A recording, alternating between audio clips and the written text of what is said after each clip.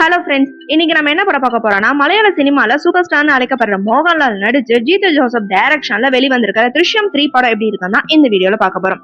முதல் பாகத்துல ஒரு கொலையை மறைச்சு தன் குடும்பத்தை காப்பாத்தின ஜார்ஜ் குட்டிங்கிற கேரக்டர்ல மோகன்லால் நடிச்சிருந்தாரு. ரெண்டாம் பாகத்துல தடயங்கள்லாம் அழிச்சு போலீஸ் பிடியில இருந்து தப்பிச்சாரு.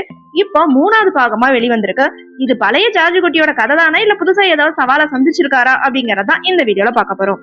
முதல் ரெண்டு பாகத்திலையும் போலீஸ் கிட்ட சிக்காம தப்பிச்ச ஜார்ஜ் குட்டிங்கிற கேரக்டர் நடிச்ச மோகன்லால் இப்போ தமிழ் சினிமா தயாரிப்பாளராகவும் மாறி இருக்காரு. குடும்பம் ஓரளவுக்கு அமைதியா போயிட்டு இருக்கு. ஜார்ஜ் குட்டி தன் மூத்த மகளுக்கு பொருத்தமான மாப்பிளைய தேடிட்டு வராரு. ஆனா விதியோட சதி போல அப்படிங்கிற மாதிரி அந்த திருமண பேச்சுகள் எல்லாமே ஏதோ ஒரு மர்மமான காரணத்தினால தடுக்கப்பட்டுட்டே வருது. இந்த திருமண தடைக்கெல்லாம் பின்னாடி யாரு இருக்கா அப்படின்னு ஜார்ஜ் குட்டி தேடி போகும்போது தான் முதல் பாகத்துல பாதிக்கப்பட்டவர், ரெண்டாம் பாகத்துல பாதிக்கப்பட்டவர்னு ரெண்டு பேருமே கை கொடுத்து ஒன்னா எதிரா செயல்பட்டு வராங்க. ஒரு சாதாரண குடும்பத்தான பொறுமைக்கும் புத்திசாலித்தனத்துக்கும் மறுபடியும் ஒரு நெருக்கடி வருது. இப்போ தன் மகளோட திருமணத்தை எந்த ஒரு சிக்கலும் இல்லாம நடத்தி முடிக்க ஜார்ஜ் குட்டி எடுக்கிற முயற்சி தான் படத்தோட முதுகலமா இந்த படத்துல காட்டப்படுது. இயக்குனர் ஜீத்து ஜோசப் முதல் ரெண்டு பாகத்துல கொடுத்த அந்த அதிரடி ட்விஸ்ட் எல்லாமே இந்த படத்துல கொஞ்சம் கம்மியாவே இருக்கு. படம் கொஞ்சம் ஸ்லோவாவே போகுது. முதல் ரெண்டு பாகத்துல இருந்த அந்த டென்ஷன் இந்த படத்துல கொஞ்சம் கம்மியாவே இருக்கு. ஆனாலும் இடைவேளைக்கு அப்புறம் குறிப்பா கிளைமேக்ஸ்க்கு முன்னாடி இருக்கிற அந்த அரை மணி நேரம் ரொம்ப விறுவிறுப்பாவே கொண்டு போயிருக்காங்க.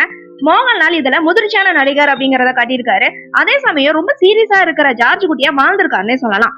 எப்ப எங்க இருந்து ஆபத்து வருங்கிற பயத்தை மனசுக்குள்ளே வச்சுட்டு குடும்பத்தோட ரொம்ப இயல்பா இருக்கிற அந்த அழுத்தமான நடிப்பை அழகா வெளிப்படுத்தி இருக்காரு. மீனா, அன்சிபா, எஸ்தர்னு மத்தவங்க எல்லாருமே கொடுத்த கதாபாத்திரங்களை கரெக்டா பண்ணிருக்காங்க. முதல் பாகத்துல மிரட்டின கலாவன் சாஜன் இதுல மறுபடியும் வந்து வன்ம நிறைஞ்ச நடிப்பால அதிர வச்சிருக்காரு. தினேஷ் பிரபாகரோட கதாபாத்திரம் ஒரு எதிர்பாராத ட்விஸ்ட்னே சொல்லலாம். கடைசியில ஜார்ஜ் குட்டி எடுக்கிற முடிவு ஓரளவுக்கு நம்ம எதிர்பார்த்தது அப்படின்னாலுமே அது கொண்டு வந்த விதம் கொஞ்சம் நல்லா இருக்கு. முன்னாடி வந்த ரெண்டு பாகத்தோட கம்பேர் பண்ணி பார்க்கும்போது அவரோட திட்டம் இதுல கொஞ்சம் ஓவர் டோஸா இருக்கிற மாதிரியும் ஃபீல் ஆகுது. படத்தோட முடிவுல ஒரு ட்விஸ்ட் வச்சு நாங்கள் பார்க்கான லீடும் கொடுத்திருக்காங்க. மோகன்லாலோட தேர்ந்த நடிப்பு, கடைசி அரை மணி நேர பரபரப்பு, பின்னணி இசை, ஒளிப்பதிவு படத்தோட பிளஸ்ன்னு சொல்லலாம்.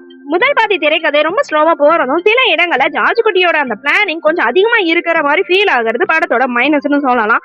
ஆக மொத்தத்துல திருஷ்யம் 3 எப்படி இருக்குன்னு கேட்டீங்கன்னா, நீங்க திருஷ்யம் தொடரோட ரசிகரான இருந்தீங்க அப்படின்னா கண்டிப்பா உங்களுக்கான படம்னே சொல்லலாம். இது ஒரு முழுமையான த்ரில்லர் அனுபவத்தை கண்டிப்பா கொடுக்குது. ஆனா முதல்ல வந்த அந்த ரெண்டு பாகங்கள் கொடுத்த அந்த மேஜிக் இதுல கொஞ்சம் கம்மியா தாங்க இருக்கு. பட் ஒன் டைம் வாட்ச்னே சொல்லலாம்.